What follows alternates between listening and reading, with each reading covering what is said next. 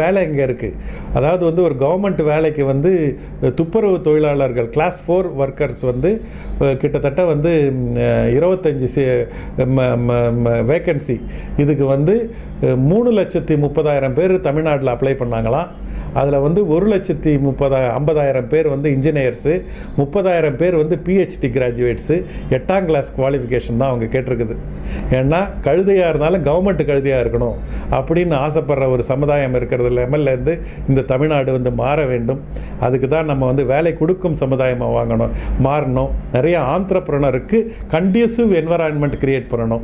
இன்றைக்கி வந்து கவர்மெண்ட் வந்து கண்டியூசிவ் என்வரான்மெண்ட்டே கிரியேட் பண்ண மாட்டேங்குது. இன்றைக்கி என்ன நடக்குது தவறுன்னு பார்த்தீங்கன்னா, government is doing what private should be doing and private is doing what government should be doing. எது கவர்மெண்ட் பண்ணக்கூடாதோ இன்றைக்கி வந்து டாஸ்மாகை வந்து ப்ரைவேட்டை வச்சு ரன் பண்ணட்டும், ஏன் கவர்மெண்ட் ஏன் ரன் பண்ணணும்? இன்றைக்கி வந்து எது